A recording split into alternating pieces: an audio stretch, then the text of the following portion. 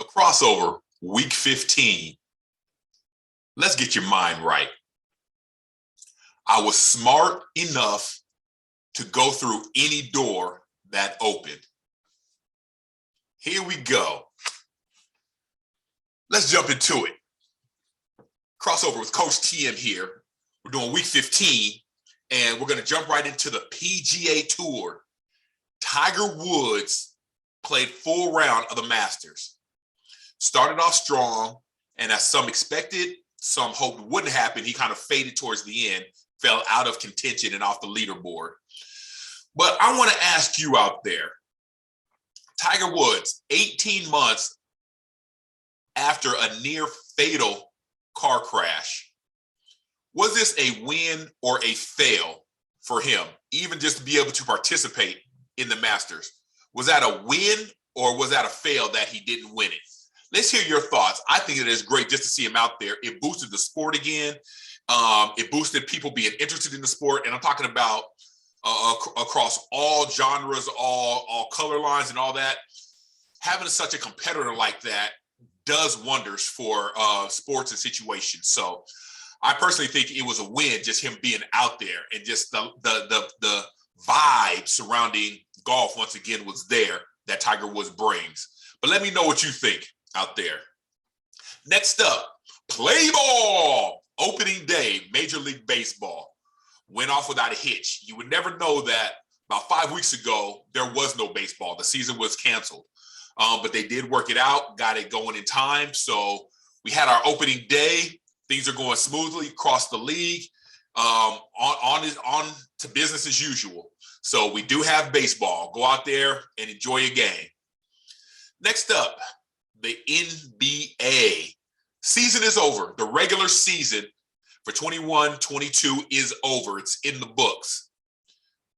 Upon that happening, the Los Angeles Lakers fire their head coach.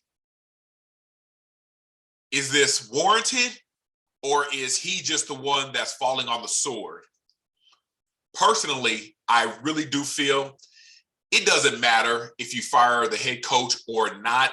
There is so much dysfunction in the Lakers organization right now, so much dysfunction in the team, so much dysfunction in management, so much dysfunction in leadership, so much dysfunction in player personnel. It doesn't matter if the coach was there, Frank Vogel, or if he was not there.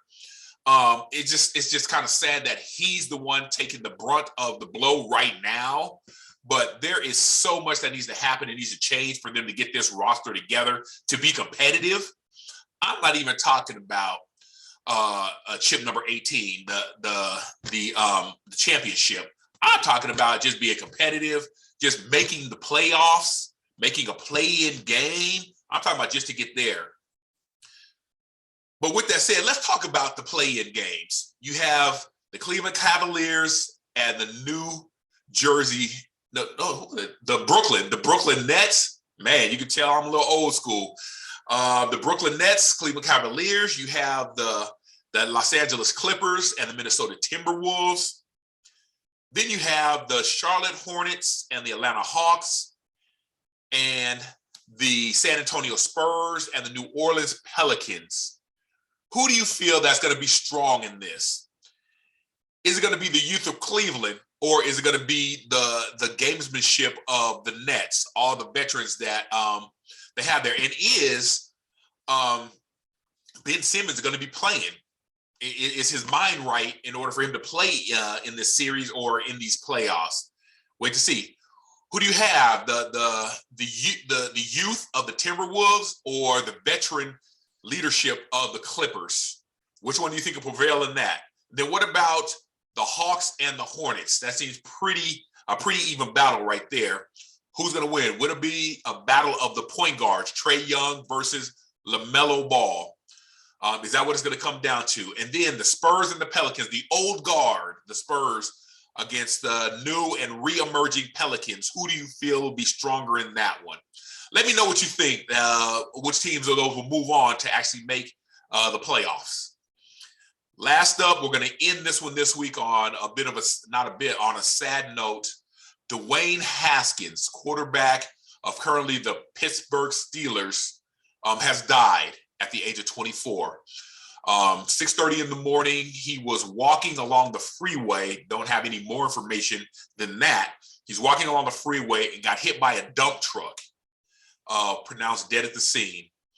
Ohio State great, drafted by the Washington football team, now the Washington Commanders, traded to Pittsburgh Steelers, who is his current roster, only 24 years old, very young man, but he is dead. So our hearts and our prayers go out to the Haskins family.